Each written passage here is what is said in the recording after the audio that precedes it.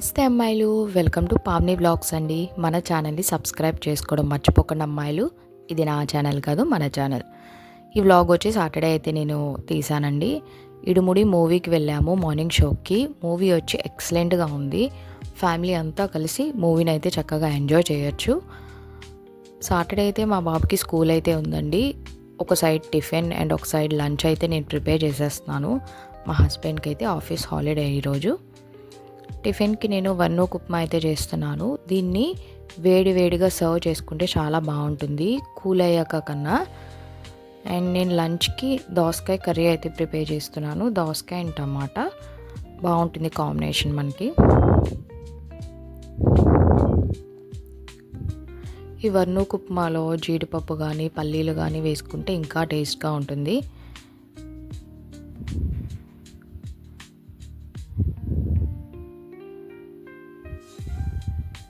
దోసకాయ టమాటాలో కొంచెం లైట్గా అల్లం వెల్లుల్లి పేస్ట్, కొత్తిమీర వేసుకుంటే ఇంకా బాగుంటుంది. నేను దీని అయితే కుక్కర్లోనే ప్రిపేర్ చేసేస్తాను, కొంచెం ఫాస్ట్గా అవుతుందని చెప్పి. సన్ రైజెస్ చూసారా? మార్నింగ్ అనేది సన్ రైజెస్ మా లివింగ్ రూమ్లోకి అండ్ కిచెన్లోకి కూడా మెస్ డోర్ నుంచి డైరెక్ట్గా లోపలికి అయితే వస్తాయండి. వన్నూకు ఉప్మా అనేసరికి కొంచెం టైం పడుతుంది. అది వన్నూకు ఉప్మా ఎంత మగ్గితే అంత టేస్ట్గా ఉంటుందన్నమాట.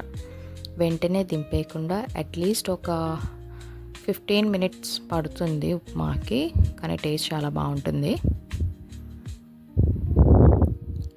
నేనైతే ఈ ఉప్మాలో నిమ్మకాయ పిండుకుని తింటాను. దీంట్లోనైనా కాదు, మనం తెల్లనూక చేస్తాం కదా, దాంట్లో కూడా నిమ్మకాయ ఆర్ ఏదైనా సైడ్ పికిల్ లాంటిది వేసుకుని తింటే టేస్ట్ బాగుంటుంది. మీరు ఎలా ట్రై చేస్తారో కమెంట్స్లో చెప్పండి అమ్మాయిలు. ఇక్కడ అన్నీ కూడా కలిపి అయితే వేసేసారు మా అత్తయ్య గారు. ఉల్లిపాయలు ఒకసారి కొంచెం ఫ్రై అయ్యాక నెక్స్ట్ దోసకాయ ముక్కలు వేసుకుని తర్వాత టమాటా ముక్కలు వేసుకుంటే మంచిగా ఫ్రై అవుతుంది. అన్నీ కలిపి ఫ్రై చేసుకోకుండా step by step process follow అయ్యే కర్రీ టేస్ట్ వేరేగా ఉంటుంది. మొత్తం అన్నీ ఒక దాంట్లోనే వేసి చేసేస్తే టేస్ట్ మారిపోద్ది అనమాట. ఈ వన్నూకు ఉప్మాకి మనం 1 గ్లాస్ ఆఫ్ రవ్వకి 2 గ్లాసెస్, 1 గ్లాస్ ఆఫ్ నూకకి 2 గ్లాసెస్ ఆఫ్ వాటర్ అంతే.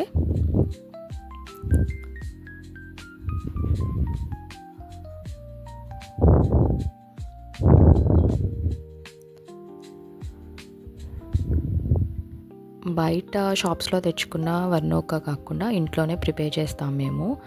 బియ్యం ఉంటుంది కదా, రేషన్ బియ్యం, వాటిని అయితే చక్కగా కడుక్కొని బియ్యాన్ని ఒక క్లాత్ మీద ఎండలో ఆరబెట్టుకుంటాం అనమాట. 1 డే మార్నింగ్ ఆరబెడితే ఈవినింగ్కి డ్రై అయిపోతాయి బాగా బియ్యం అనేది. ఆ డ్రై అయిన వాటిని మిక్సీలో గ్రైండ్ చేసుకుంటాం. గ్రైండ్ చేసుకోవడం అంటే మొత్తం బియ్యం అంతా గ్రైండ్ చేసుకోకూడదు, కొంచెం బరక గ్రైండ్ చేసుకోవాలన్నమాట. నేను ఎప్పుడైనా గ్రైండ్ చేస్తే ఆ వీడియోని కూడా మీకు యాడ్ చేస్తాను నెక్స్ట్ వ్లాగ్స్లో.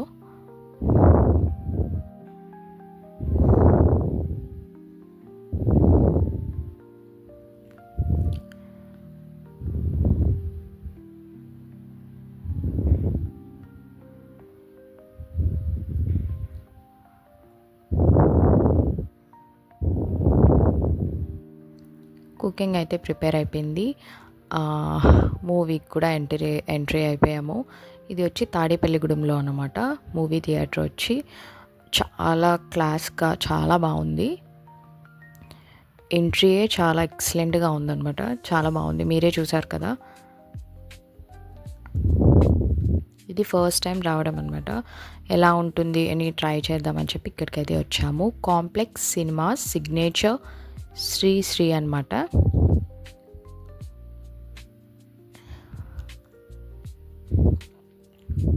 ఇది వచ్చి ఫుడ్ కోర్ట్. దీంట్లో మనకి pizza, burger, Maggi, popcorn, drinks అన్నీ కూడా ఉన్నాయి. అండ్ మనకి ఎవరి సీట్స్కి వాళ్ళకే తెచ్చి ఇచ్చేస్తారు ఆర్డర్ అనమాట. మనం వచ్చి తీసుకుని లోపలికి తీసుకెళ్ళక్కర్లేదు, చక్కగా ఆర్డర్ ఇస్తే వాళ్ళే తీసుకొచ్చి ఇచ్చేస్తారు మనకి. ఎవరి సీట్లో వాళ్ళకి తీసుకొచ్చి ఇచ్చేస్తారు. అండ్ ఇక్కడ కొంచెం రేట్స్ కూడా ఎక్కువే ఉన్నాయి. డ్రింక్ కానీ వాటర్ బాటిల్ కానీ టేస్ట్ మటుకు ఎక్సలెంట్గా ఉంది. మేమైతే పిజ్జా అయితే ఆర్డర్ చెప్పామండి. పాప్కార్న్ రొటీన్ కదా అని పిజ్జా కూడా బాగుంది టేస్ట్గా. అండ్ సిట్టింగ్స్ చూసారా, సిట్టింగ్స్ ఎక్కువ కాదు, మినిమం సిట్టింగ్స్ అనమాట, ఎక్కువగా కాకుండా. చైర్స్ కూడా చాలా స్మూత్గా బాగున్నాయి, కంఫర్ట్గా. మీరు కూడా ట్రై చేయండి. అండ్ ఇది నెక్స్ట్ సండే వ్లాగ్. ఇది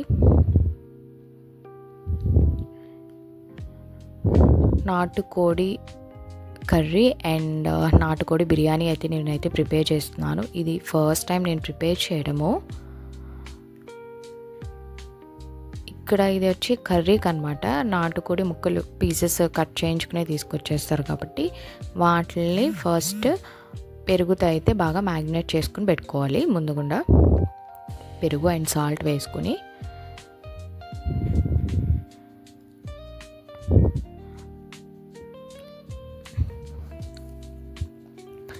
అండ్ ఇక్కడ వచ్చి కొబ్బరి ముక్కలు, జీడిపప్పు, పచ్చిమిర్చి ఏమో మనకి కర్రీకి అనమాట, గ్రేవీ. ఇవి వచ్చి బిర్యానీకి అనమాట.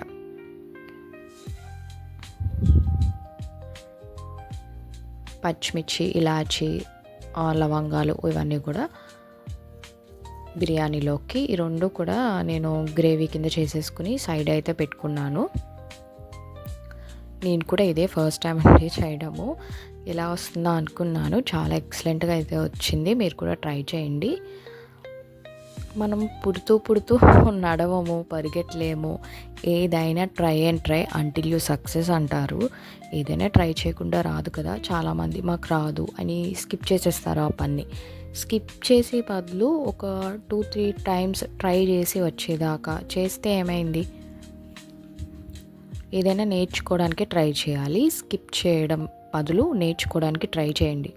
మనం నేర్చుకుంటే మన జనరేషన్కి పాస్ అవుట్ అవుతుంది ఏదైనా సరే. మన పిల్లలకి కానీ, మన వాళ్ళకి కానీ, ఎల్డర్స్కి కానీ ఎవరికైనా చెప్పడానికి ఉంటుంది.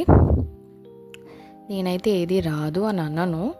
మ్యాక్సిమం నేర్చుకోవడానికి మా మదర్ను, లేక మన చేతిలో మొబైల్ ఉంది, సో ఫోన్లో చూసో ఏదో ఒకలాగా ట్రై చేస్తాను నేను.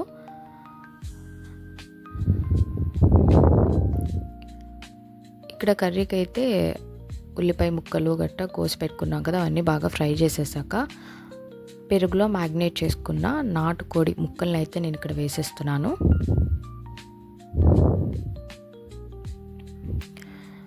ఎక్కువగా విజిల్స్ వేయించకండి.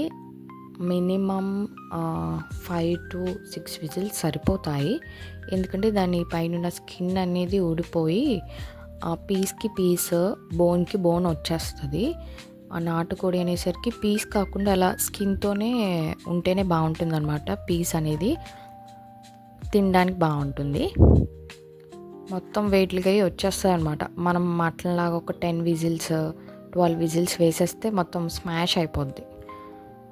సో ఇక్కడ అల్లం వెల్లుల్లి పేస్ట్ కూడా వేసేస్తున్నాను. అల్లం వెల్లుల్లి పేస్ట్ వేసాక ఒక 1 to 2 minutes ఫ్రై అవ్వనిస్తే పచ్చివాసన అనేది పోతుంది. కరివేపాకు అండ్ టమాటా ముక్కలు కూడా వేసేస్తున్నాను నేను ఇక్కడ.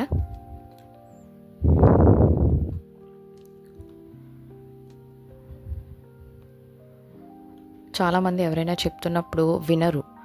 అది మనకి తెలిసిందైనా సరే సైలెంట్గా ఉండి వాళ్ళు ఏం చెప్తున్నారు అది చివరి వరకు వింటే ఏదైనా తెలియంది ఉంటే వాళ్ళు చెప్పే దాంట్లో తెలుసుకోవచ్చు అనమాట. అది నాకు తెలుసులే, ఎల్లెళ్ళు పని చూసుకో అంటారు చాలామంది.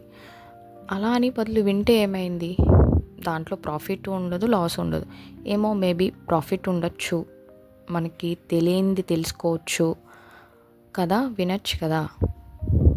పెద్దవాళ్ళు ఉన్నంతసేపు చెప్తారు, తర్వాత ఎవరు చెప్తారు? మనమే ఇంకొకరికి చెప్పే స్టేజ్కి వచ్చేస్తాం. అంటే మన ఏజ్ పెరుగుతుంది కదా, మనం పెద్దవాళ్ళై మనం పిల్లలకి చెప్పాల్సి వస్తుంది. సో తెలుసుకుందామండి. ఎవరు చెప్పినా వినండి. ఫస్ట్ విని వాళ్ళు ఏం చెప్తున్నారో మంచిదన్నమాట. వాళ్ళు కూడా హర్ట్ అవ్వరు. వినట్లేదు, పట్టించుకోవట్లేదు, ఈ జనరేషన్ అంతే అని చాలామంది ఈ మధ్యకాలంలో ఫీల్ అవుతున్నారు పెద్దవాళ్ళు. మేము ఏం చెప్పినా వినట్లేదు, మేము ఏం చెప్పినా చెయ్యట్లేదు అంటున్నారు.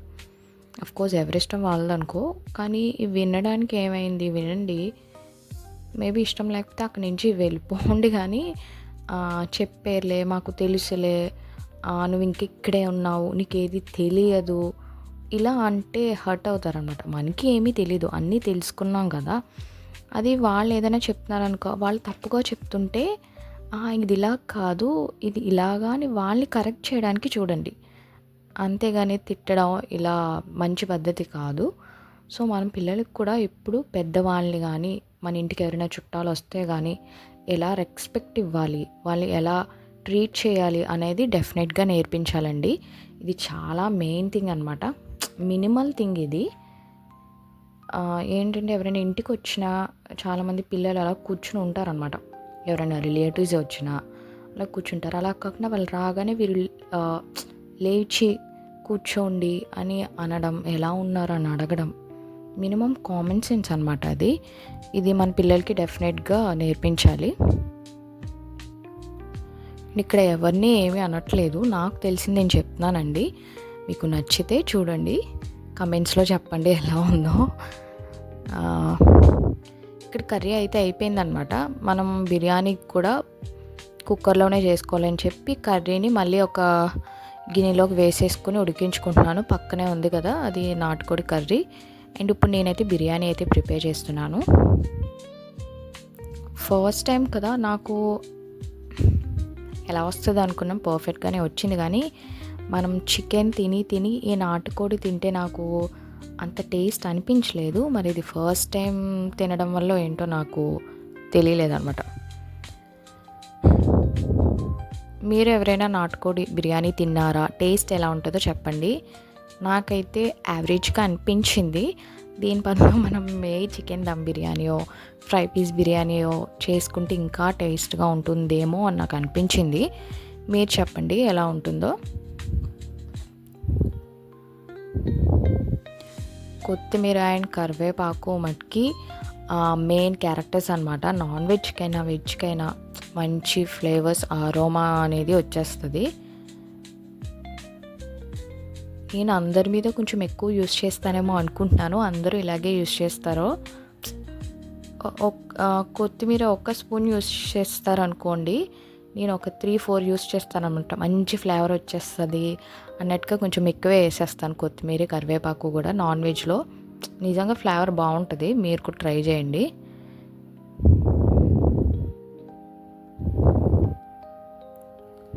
ఫస్ట్ మనం నాటుకోడి పీసెస్ని ఉడికించుకోవాలి. బిర్యానీలకు కూడా ఇవి బాయిల్ అయ్యాక మళ్ళీ కుక్కర్ మూత తీసుకుని అప్పుడు రైస్ వేసుకొని అప్పుడు మళ్ళీ బిర్యానీకి పెట్టుకోవాలన్నమాట. కొంచెం కష్టమైన ప్రాసెస్సే, కానీ నాకు అంత కష్టం అనిపించలేదు. కానీ అవి ఇది ఉడికించుకోవాలి. ఇది కూడా సేమ్ అంతే, 4 to 5 విజిల్స్ వేయించుకోవాలి బిర్యానీలోకి. తర్వాత మళ్ళీ రైస్ వేసుకొని వాటర్ వేసుకొని బాగా మరిగాక అప్పుడు కుక్కర్ మూత పెట్టుకుంటున్నాను నేను. 2 విజిల్స్ అయితే సరిపోతాయి. ఆల్రెడీ 4 విజిల్స్ నేను ముందు వేసాను కాబట్టి ఇప్పుడు ఒక 2 విజిల్స్, 6 విజిల్స్కి ముక్క అనేది పర్ఫెక్ట్గా ఉంటుంది. మనకి చికెన్ లాగా బాగా మెత్తగా ఉండాలంటే ఉండదు. దీన్ని నాటు కోడి అని ఎందుకన్నారంటే ముక్క కొంచెం గట్టిగానే ఉంటుంది. మనకి మెత్తగా సాఫ్ట్గా అయిపోవాలంటే ఇది చికెన్ కాదు. యాక్చువల్లీ ఇది చపాతీల్లోకి, గారెల్లోకి, పరోటాలోకి ఇంకా ఎక్సలెంట్గా ఉంటుంది ఈ నాటుకోడి పులుసు కానీ కర్రీ కానీ. నేను నాటుకోడి పులుసు కాకుండా కొంచెం గ్రేవీగా చేశాను అనమాట.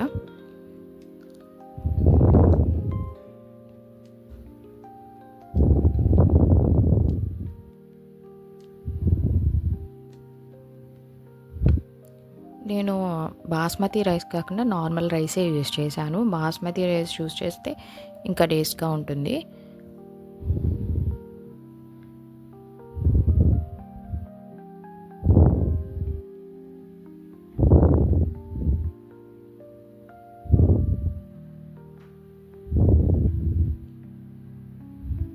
టూ విజిల్స్ అయితే పర్ఫెక్ట్గా మనకి ముక్క అనేది బాగా ఉడుకుతుంది. ఇక్కడ 1 గ్లాస్ రైస్కి 2 గ్లాసెస్ ఆఫ్ వాటర్ అనమాట బిర్యానీలోకి. చాలామందికి ఇది తెలుసో తెలియదో అన్నట్టుగా చెప్పాను, చేస్తూ